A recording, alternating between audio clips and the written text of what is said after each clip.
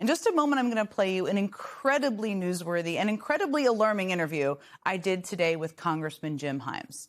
Jim Himes, of course, is the ranking Democrat on the House Intelligence Committee, who was one of the very few people in the room today during a classified briefing on the unfolding scandal that has absolutely engulfed the Trump administration. That is, of course, the September 2nd operation to take out a suspected Venezuelan drug boat and the decision to launch a second strike to kill its shipwrecked survivors, an action that appears to almost exactly fit the textbook definition of a war crime. Now, Congressman Himes was one of, again, only a handful of lawmakers authorized to attend that meeting today. So only a few people have access to the information he has access to, where for the very first time, they were able to watch the full unedited video of that strike. And also, of course, question Admiral Frank Bradley, who's the Navy commander who oversaw that operation. Now, the headlines out of that meeting so far today have mostly covered the news that Bradley said he did not get a reported order from Secretary Hegseth to kill everyone on the boat and leave no survivors. And that is certainly significant news. And in my interview with Congressman Himes, you're going to hear what he says when I ask him more about that. But what took place in that closed-door meeting wasn't exactly in any way reassuring to the lawmakers who were there. And frankly, I knew I had to talk to Congressman Himes after I saw him say this about what he saw and heard in that room today. What I saw in that room was one of the most troubling things I've seen in my time in public service. You have two individuals in clear distress, without any means of locomotion, with a destroyed vessel, who were killed by the United States. Now, I think I know why he had that reaction, because based on what Congressman Himes told me today, there's reason to doubt a number of things we've heard from Trump officials and anonymous administration sources that have been the basis of a number of stories out there about that strike. And I'm going to show you that interview in a second, I promise. Again, it's newsworthy. There's lots of details in there. He says things that have not been said publicly to this point. But first, I want to just give you some important context, because there's a lot of details in this whole story to cover and follow. It was a big part of any possible justification for that second strike seems to hinge on this idea that the survivors clinging to the wreckage of that boat were communicating with their cohorts by radio in an effort to resume their alleged drug smuggling. Now, as the Wall Street Journal reported just last night, Admiral Bradley planned to tell lawmakers that he, quote, concluded the two survivors were attempting to continue their drug run, end quote, in making his decision, considered that survivors were believed to be communicating via radio with others in the drug smuggling network. That's a very key detail there. And that's according to two defense officials. Now, obviously, the reported use of a radio or a communications device and the potential to use it to communicate with anyone from a drug smuggling ring is pretty central to the Pentagon's attempt to defend the indefensible. And clearly, some people at the Pentagon wanted that information out very, very badly, because versions of that story have been reported now by multiple outlets. I mean, here's ABC News. The survivors were believed to be potentially in communication with other boats in the vicinity. And that was one reason why, quote, the two survivors were determined to be still in the fight and considered to be valid targets, all per a source familiar with the incident. Likewise, here's the Washington Post, quote, U.S. personnel believed the survivors possessed communications equipment and may have been capable of calling other drug smugglers, per someone familiar with what Admiral Bradley planned to tell lawmakers today. And here's the New York Times, quote, the U.S. military intercepted radio communications from one of the survivors to what a U.S. official said were narco traffickers. And here's NBC News, quote, the two survivors were in electronic communication with another ship suspected of being involved in narcotics trafficking. That's according to two people with knowledge of the matter. Now, point of all of that is clearly someone at the Pentagon wanted this story about radio communications out there to justify this strike. But you're going to hear Jim Himes tell me in just a few seconds that today's briefing made clear that story is simply not true. And there are other parts of the official story that this meeting calls into question. I mean, from the outset, Pete Hegseth and other administration officials had done everything possible to place the ownership of the decision to launch that second strike on Admiral Bradley. On Monday, Hegseth posted that he stands by, quote, the combat decisions he has made from that September 2nd mission. Now, note how he pins the decision to kill those survivors on Admiral Bradley there. That's been pretty consistent. Hegseth has also suggested he was not privy to the details of the operation as it unfolded in the time leading up to that second strike. After all, he had already left the room. That's what he said. So I didn't stick around for the hour and 2 hours, whatever, where all the sensitive site exploitation digitally occurs. So I moved on to my next meeting. A couple of hours later, I learned that that commander had made which he had the complete authority to do, and by the way, Admiral Bradley made the correct decision to ultimately sink the boat and eliminate the threat. He sunk the boat, and eliminated the threat. Again, see, he's pinning it on Admiral Bradley there. Well, Trump seems to be maybe catching from shut-eye next to him. But that aside, Hegseth said he only learned of the Admiral's decision a couple hours after he left the room. Well, in the interview you're about to see, you're going to hear what Congressman Hyams asked Admiral Bradley about Hegseth's involvement and awareness of that second strike. Which brings me to the very last bit of important context you need before I show you this interview. Because we've already seen how Secretary Hegseth has tried so hard to distance himself from this strike any way that he can. First by pinning sole responsibility for what happens on Admiral Bradley repeatedly, then by revealing he, quote, didn't stick around to see the rest of the mission. And then by offering this absurd defense when he was asked to confirm that he didn't see the shipwreck survivors after the first strike. So you didn't see any survivors, to be clear, after that first strike? I did not personally see survivors, but I stand, because the thing was on fire. It was exploded and fire or smoke. You can't see anything. You got digital. This is called the fog of war. This is what you in the press don't understand. I think a lot of people in the press do understand. I mean, the fog of war is a phrase that's commonly used to refer to the confusion caused by the chaos of a war or a battle. But it does sort of make you wonder if Secretary Hegseth thinks the phrase refers to literal fog. Well, whatever confusion Pete Hegseth may have been experiencing personally about that phrase, and it seems like he had some, what Congressman Hyams describes to me is considerably different from what you just heard Hegseth say there. Okay, buckle up, everyone. Here we go. Joining me now is Congressman Jim Hyams. He's the ranking Democrat on the House Intelligence Committee, and he was inside that classified briefing today. Congressman, thank you so much for being here with me. You said earlier today that what you saw in that room was the most disturbing thing you've seen during your time in public service, which is quite a thing to say. I mean, that comment definitely sent a chill down my spine. I'm sure a lot of people who heard it. Tell us why you were so disturbed. Yeah, Jen, and I mean, I'll give you some context here. You know, in virtue of my role on the Intelligence Committee, you know, these sorts of videos in other contexts are not foreign to me. So, you know, I'm not pearl clutching over something I haven't seen before.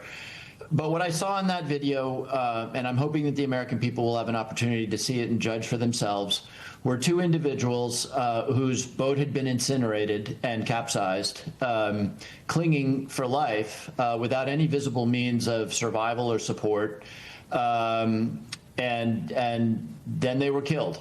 You know, it raises profound moral and ethical issues that anybody who watches this video should have. But it also points to something that is super clear in the laws of armed conflict and in the Pentagon's regulations around that, which is that once an individual has been placed out of any ability to conduct hostilities, to attack you, the technical phrase is hors de combat, once an individual can't attack you, you can't kill that individual. And there's a complicated argument made that, you know, well, this individual might have been picked up by his buddies and, you know, maybe they would have saved some cocaine. Maybe. No evidence that would have happened, and it certainly wasn't happening. So there's just no way to get away from the fact that the United States killed two individuals who were shipwrecked and in massive distress. And, you know, I will leave it to the lawyers to determine the precise elements of the legality of that. But anybody who sees that video would have real questions about whether the United States is abiding by the values that distinguish us around the world. It's no question about it, and it's so important that the United States abides by those values. There's been so much public reporting that has been conflicting. One of the reasons it's so helpful to talk to you is to help maybe provide some clarity to the degree you can. Secretary Hegseth said this week he didn't personally see the survivors in the video. He said the boat exploded in fire and smoke, and that you really couldn't see anything. He said it's called the fog of war. It doesn't sound like that's what you described, but what do you make of that characterization now that you've seen the video? Yeah, well, again, a little bit of context here. You know, about a week after this strike, the Congress was briefed on this strike, and the question was raised, why did you go after the survivors? Why was there more strikes taken? And the answer was because we wanted to clear the sea for safety of navigation. I asked the Admiral why the story was totally different now, and he had no answer. And by the way, I don't blame the Admiral for not having that answer because, you know, clearly this is a Pentagon in utter disarray. What Pete Hegseth said with respect to the fog of war is simply inaccurate. And by the way, Pete Hegseth, of course, given the report that came out today, is hardly a credible source. But I watched the video, and yes, of course, clouds went by, but this went on for a period of many hours.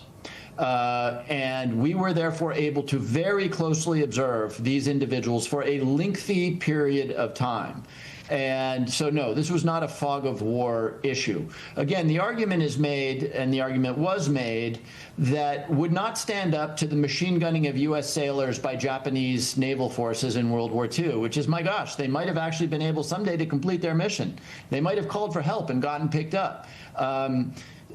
This feels to me like an analogous case. And just because they're bad guys, and I suspect they probably were, although I suspect they were probably out-of-work fishermen who took $400 to run a boat up to Trinidad, just because they were bad guys, just because they might have gone back into the fight, none of that gives you defense against the legal obligation in the laws of war not to attack them, and in fact, under maritime law, to render assistance. Under maritime law, a vessel in the area must render assistance to distressed mariners. Instead, we killed them. These are literally definitions in the playbook, to your point, and all of the rules of engagement that the military is supposed to abide by.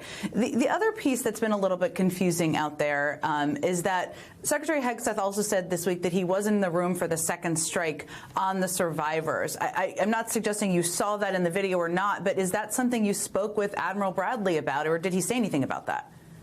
I did, and the answer I got first, and we should be clear on this, the Secretary apparently, according to the Admiral, gave no kill them all order, and that there was no order given to do what apparently we did, which was to give no quarter.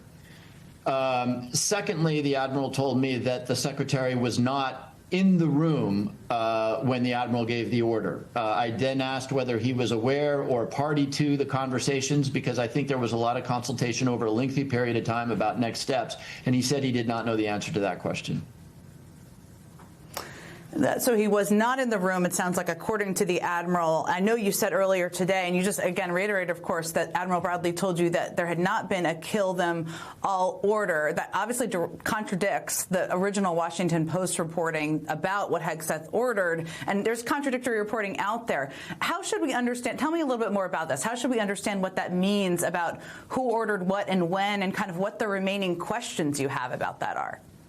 Yeah, so I mean, the reason that's important is because any order that said kill them all, or to, in the parlance of the military, to deny quarter, which basically means that if somebody is not in the fight, you capture them, you don't kill them. Had that order been given, that would have very clearly been an illegal order. And according to the Admiral, that order was not given. So if you want to get into, you know, precisely who was in command when and who had weapons release authority and all of these rather esoteric elements, which we should get into, that would be a lengthy conversation. But the important thing here is that the military has a long tradition, and anybody who has been in the military will confirm this, that responsibility cannot be delegated.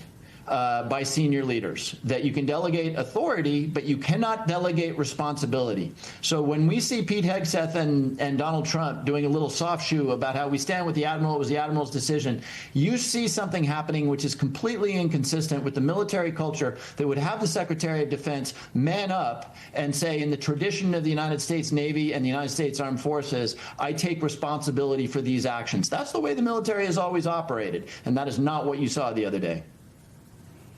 It is. I worked for 2 presidents with 2 national security teams. I've never seen anything quite like this. And of course, you've, though, been in the briefing in the room. I want to ask you about something you also just talked about. The Wall Street Journal, because the Wall Street Journal reported last night that Admiral Bradley concluded the 2 survivors were attempting to continue their drug run and that those survivors were believed to be communicating via radio with others in the drug smuggling ecosystem. It sounds like you're a bit skeptical of that, but I want you to speak to it. Is that something you discussed? It sounds like you discussed it today, but how did you discuss it? Is there evidence they were radioing, or is the radio something you're trying to get access to?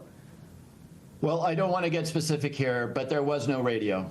There were 2 individuals clinging to flotsam. That's what there was. There wasn't weaponry of any kind. There wasn't a radio. There was no means for them to communicate other than the fact that the fire and the smoke was fairly well visible for a long distance around, but there was no radio.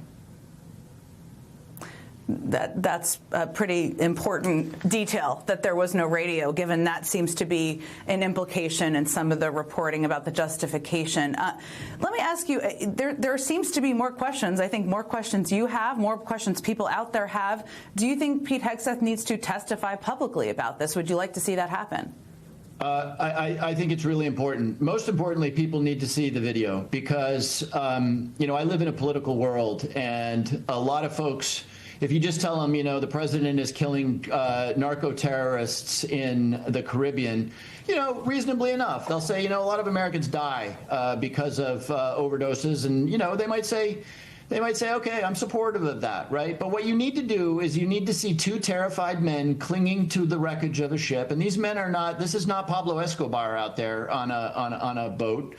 You know, these are guys that probably didn't have a lot of economic opportunity, made a terrible decision to participate in the drug trade. America needs to see 2 clearly distressed, shipwrecked individuals, probably fearing that they will be dead very soon, and in fact becoming dead very soon, because the United States looked at those 2 and said, we are going to use the full force of the United States military to end these 2 lives, rather than rendering assistance, rather than capturing them. America needs to see what it means to be doing what we're doing in the Caribbean. So I hope that that video is made public to people. And yes, I do hope that the Secretary of Defense will explain not just this incident, but why shifting, because this is what we're doing, right? Shifting cocaine routes from the maritime routes of the Caribbean to air routes and to terrestrial routes through Central America should occupy some massive percentage of American naval combat power and result in the deaths of dozens and dozens of people. I certainly hope. I know you're going to keep pressing. Others will keep pressing for that video. It sounds like something the American public absolutely should be able to see. Congressman Jim Himes, thank you so much for making the time today. Thank you, Jen.